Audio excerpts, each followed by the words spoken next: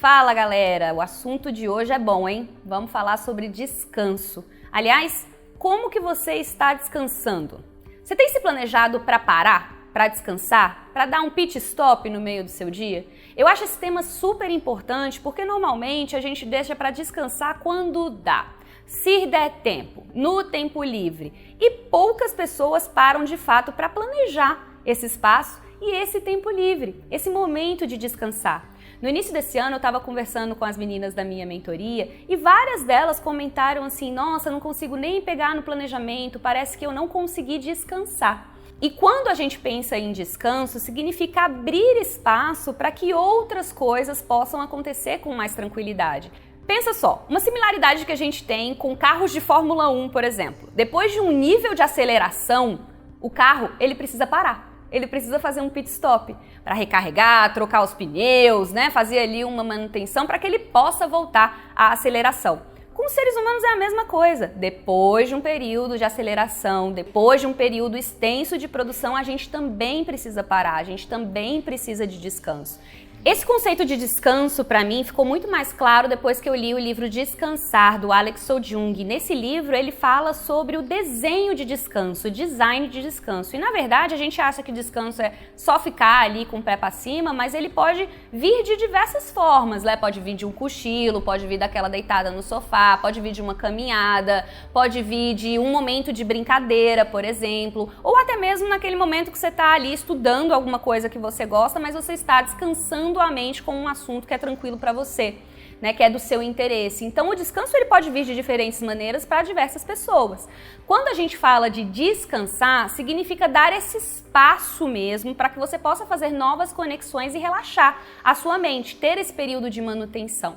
Né? E quando eu comecei a fazer esse design de descanso no meu dia a dia, eu percebi uma coisa muito importante. Que eu não sabia o que fazer com o meu tempo livre. E 2, como que eu poderia me organizar para fazer com que aquilo fosse frequente?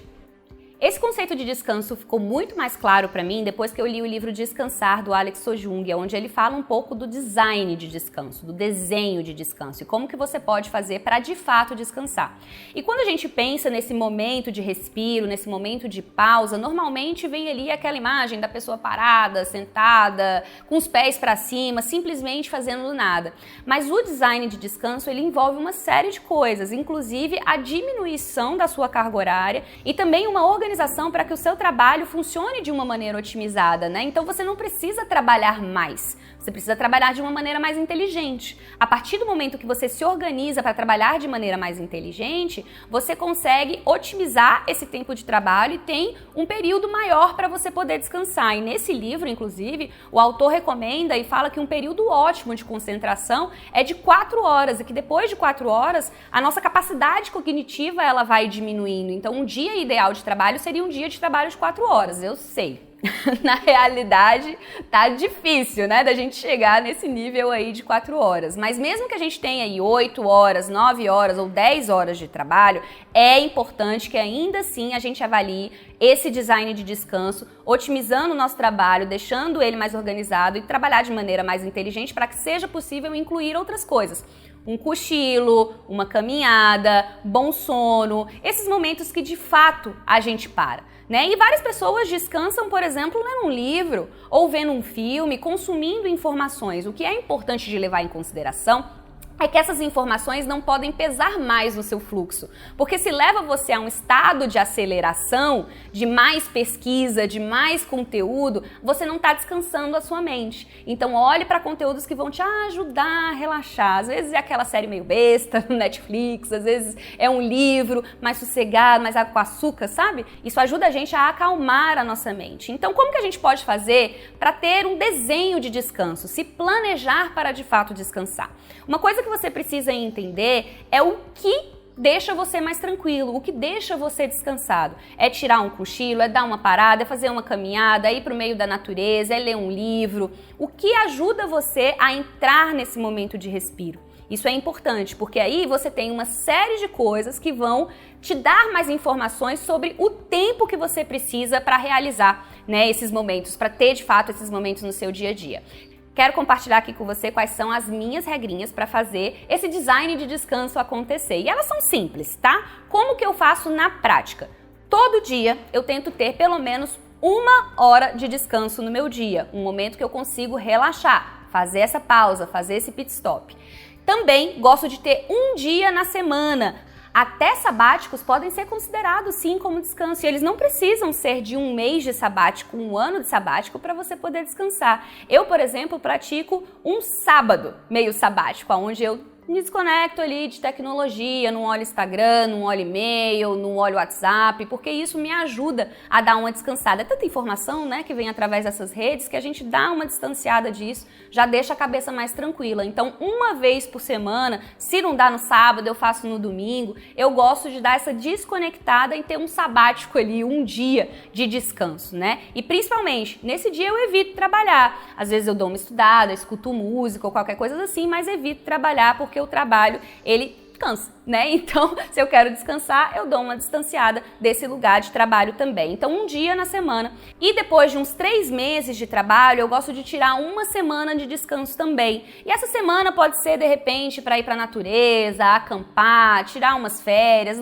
ou ainda ficar em casa sem trabalho. Então, a minha regra, basicamente, é 1 hora por dia, um dia na semana e 1 semana depois de 3 meses. Eu acho muito mais interessante fazer esse período de descanso de 1 semana, depois, né, de uma estação, depois de 3 meses, do que tirar, por exemplo, 1 mês de férias. Para mim faz muito mais sentido, porque eu me sinto muito mais descansada se esses intervalos, né, acontecem de uma maneira menor, porque assim eu consigo ter mais espaço para organizar as minhas coisas e também para descansar a minha mente. Então, quando a gente fala de design de descanso, quando a gente fala desse desenho, né, de planejamento para que seja possível pausar, eu acho interessante levar em consideração o que você gosta de fazer no seu tempo livre e eu quero que você saiba também que essa descoberta do que fazer no tempo livre, ela é um processo.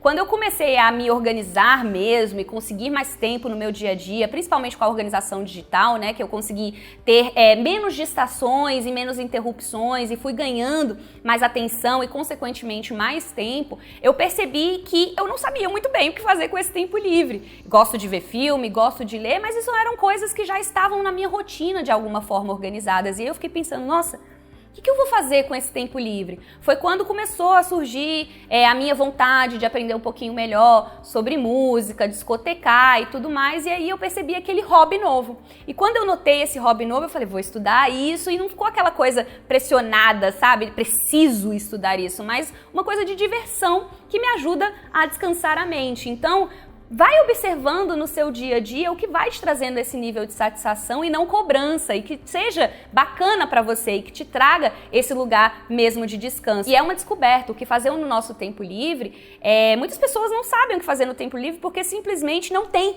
esse tempo livre para aproveitar, né? Então a gente vai resgatando uma série de coisas e uma dica que eu recebi quando eu comecei nesse processo foi: olha para o que você fazia quando você era criança. Geralmente tem algumas informações ali sobre o que você gosta, o que te diverte, o que você se sente feliz fazendo mesmo. Às vezes é cozinhar, às vezes é andar de bicicleta, às vezes é curtir música. Eu, por exemplo, curti música. Eu adorava pegar os encartes assim dos CDs e lia as letras para ficar memorizando. É assim, por conta disso que eu sei todas as letras do Legião Urbana, porque eu ficava no meu tempo livre aprendendo as músicas. E hoje em dia não dá outra. Quando bate um tempinho livre, lá tô eu abrindo o Spotify para conseguir dar essa relaxada usando a música, né? Então a ideia é essa. Descubra o que você gosta, faça essa reflexão e comece a otimizar espaços para que essas coisas aconteçam no seu dia a dia. Anota essa regrinha aí, ela pode ser muito útil para você. 1 hora por dia, um dia por semana e 1 semana a cada 3 meses. Pratica esse design de descanso aí, depois volta aqui para me contar. E se ainda não se inscreveu no canal, chega mais aqui, dá um like nesse vídeo, se inscreve e a gente se vê no próximo. Até!